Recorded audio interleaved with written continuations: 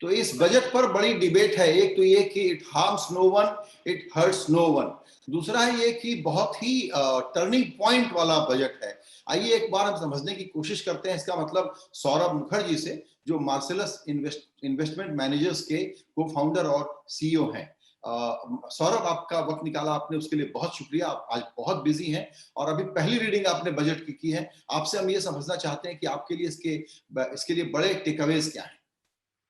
देखिए, बजट काफी दिलचस्प है बिकॉज ये पहली बार है कि एनडीए सरकार 2014 के बाद जब एनडीए सरकार आई, पहली बार एक फिस्कली वो गैम्बल कर रहे हैं। बड़ा खर्चे की ऐलान किया है, बहुत बड़ा कैपिटल बजट लगाया है।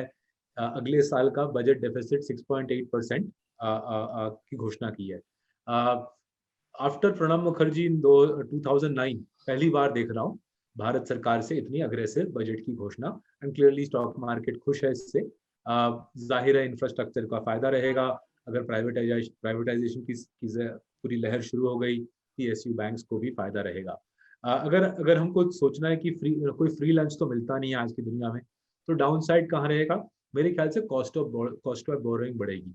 बिकॉज भारत सरकार इतना सारा पैसा बोरो करेगी बॉन्ड मार्केट से, बॉन्ड मार्केट में कॉस्ट ऑफ बोरोइंग बढ़ेगी। आज सिर्फ 10 बेसिस पॉइंट्स ही बढ़ा है, 0.1% बढ़ा है 10 ईयर बॉन्ड यील्ड। मेरे ख्याल से आगे जाते हुए और टाइटनेस आएगी कॉस्ट ऑफ बोरोइंग में। और जो दूसरे, अगर हम बिग पिक्चर देखें ग्लोबली, बाकी देश के बाकी बड़े इकोनॉमी की सरकार भी एक्सपेंशनिस्ट बजट की घोषणा कर रहे हैं। फेडरल रिजर्व बड़े पैमाने पे पैसा छाप रही है। सो कमोडिटी इन्फ्लेशन का जो लहर है वो बरकरार रहेगा। तो आज से अगर हम 6-8 महीने बाद, संजय जी, अगर आप मुझसे बात करोगे तो मेरा ख्याल है तब हम इन्फ्लेशन पे काफी बड़ी एक हमारी आलोचना होगी। ग्रोथ की चिंता तब तक चली जाएगी, ग्रोथ सबको लगेगा कि आ गया है। इन्फ्लेशन की आलोचना मेरे ख्याल से आगे वाले साल में बढ़ेगी। बट ग्रोथ फोकस बजट है। डाउन साइड है कि 6-8 महीने में इन्फ्लेशन की झलक दुनिया भर में और हिंदुस्तान में भी मेरे ख्याल से दिख जाएगी। बिल्कुल। जो एम्बिशियस प्लान अनाउंस किए गए हैं और उसके लिए जो रकम बताई गई है, वो मेरा ख्याल है कि इस एक साल के फाइनेंशियल ईयर के लिए नहीं है, ये 2-3 सालों में है। तो वो नंबर तो बहुत बड़ा दिख रहा है। सरकार का मैथ, यानी 9.5% फिस्कल डेफिसिट के बाद 6.5% का जो नंबर उन्होंने रखा है, ये अजम्पशन को सही करने के लिए उसको क्या करना पड़ेगा? देखिए, 6.8% का जो डेफिसिट टारगेट रखा है काफी काफी अग्रेसिव है, in the sense that most financial market participants की उम्मीद की कि 6 के नीचे के नंबर की घोषणा की जाएगी। 6.8% काफी अग्रेसिव है। जो सबसे बड़ा लेक्यूना है, जो सबसे बड़ी पजलमेंट है कि जो पीएसयू बैंक की प्राइवेटाइजेशन के पहले सरकार ने बोला है बैड बैंक बनाई जाएगी, एआरसी बनाई जाएगी, जो पीएसयू बैंक से कमजोर एसेट्स खरीदेगी। वो एआरसी की कैपिटलाइजेशन कैसे होगी, इसके ऊपर बजट में कुछ घोषणा की नहीं गई। जहां सरकार ने बोला कि डीएफआई एक बनाएंगे, डेवलपमेंट फाइनेंशियल इंस्टीट्यूट बनाएंगे, उसमें 20,000 करोड़ हम डालेंगे, अपनी रकम डालेंगे। बट बैड बैंक का पैसा कहाँ से आएगा? 20,000 करोड़ डालेंगे और 5 लाख का कैपिटलाइजेशन बिल्कुल, हाँ। उसमें है। तो वो तो थोड़ा समझ आ गया कि 20,000 करोड़ से सरकार कैपिटलाइज करेगी डीएफआई को, और फिर मेरे ख्याल से डीएफआई बॉन्ड इशू करेगी मार्केट में। वो इम्प्लिसिट था। तो जब मैं याद है, जब मैं स्कूल में था, टीवी में आते थे रात को विज्ञापन आईडीबीआई के कैपिटल बॉन्ड्स इत्यादि। तो मेरे ख्याल से फिर से कुछ उसी माहौल में वापस आ गए। जो लाइफ एक फुल सर्कल मूव कर जाएगी आपके मेरे लिए। 30 साल बाद हम घूम फिर के वही डीएफआई पे वापस आ रहे हैं। लेकिन बैड बैंक का पैसा कहाँ से आएगा, कौन भरेगा इसका खर्चा, उसकी कोई घोषणा नहीं हुई। बैड बैंक में अगर मोटा पैसा नहीं डाला गया तो मेरे ख्याल से पीएसयू प्राइवेटाइजेशन मुश्किल हो जाएगा।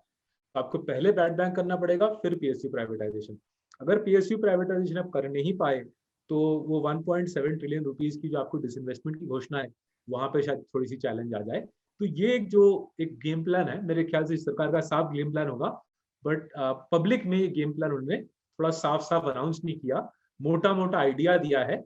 बट जो गुप्त उनके जो प्लान है, उनको काफी दिलचस्पी से फाइनेंशियल मार्केट्स फॉलो करेंगे अगले 3-4 महीनों में। Very interesting. इसमें एक चीज पर अभी बड़ी बहस चल गई कि ये जो सेस लगाया है, सुनने में बड़ा एग्रेसिव नंबर आया है पेट्रोल, डीजल और बहुत सारे कमोडिटीज पे। तो ये हमारे और आपके लिए प्राइस न्यूट्रल रहेगा या कई चीजों पर महंगाई बढ़ेगी? और सेस का मतलब ये है कि पैसा केंद्र रखेगा, राज्य को नहीं देगा। हाँ जी सर।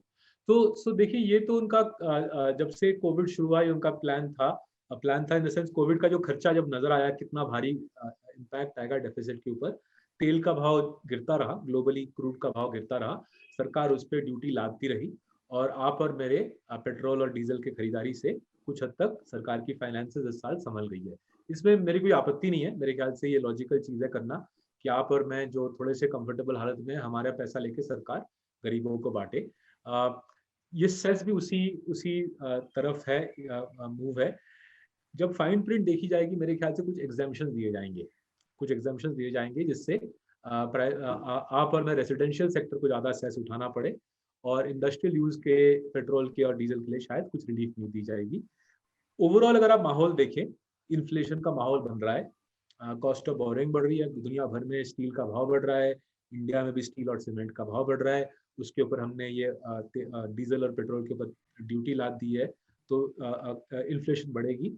और मैं जहाँ पे भी कंपनियों से बात कर रहा हूँ, हमारे जो पोर्टफोलियोज में कंपनी है, सारे कंपनीज प्राइस हाइक की बात कर रहे हैं।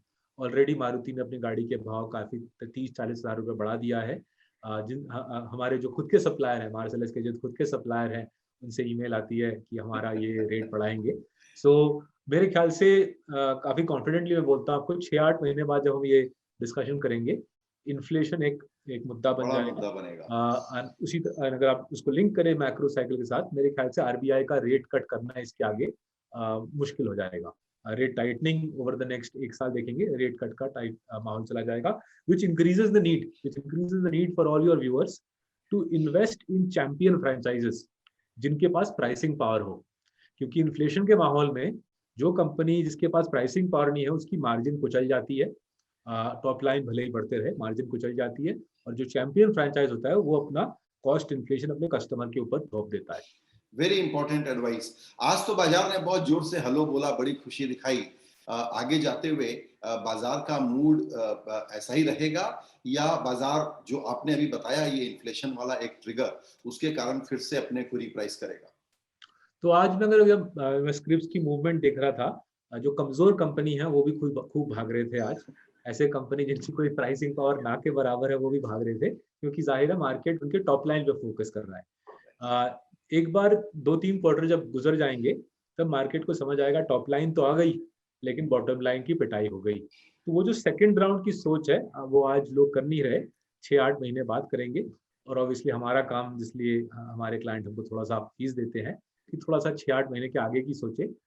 आज का फायदा उठाएं जरूर, लेकिन आगे का सोच के। तो कुछ पहले बोलूंगा, पार्टी आज चल रही है, हैंगओवर शायद थोड़े दिन बाद आएगा। हमारा काम है कि तैयारी से फ्रूट जूस वगैरह, टमाटो जूस वगैरह तैयार रखना, कि जब मार्केट में हैंगओवर आएगा उसका पूरा फायदा हमारे निवेशकों को मिले। बिल्कुल, बहुत इंटरेस्टिंग और इंसाइटफुल बात आपने बताई है कि बोरोइंग का जो प्लान है उसके नाते आने वाले दिनों में महंगाई चर्चा का विषय बनने जा रही है, और ये एक नया टर्निंग पॉइंट इस बजट से निकल करके साफ तौर पर आ रहा है। सौरभ, आज आपने हमारे लिए वक्त निकाला, आपका बहुत शुक्रिया।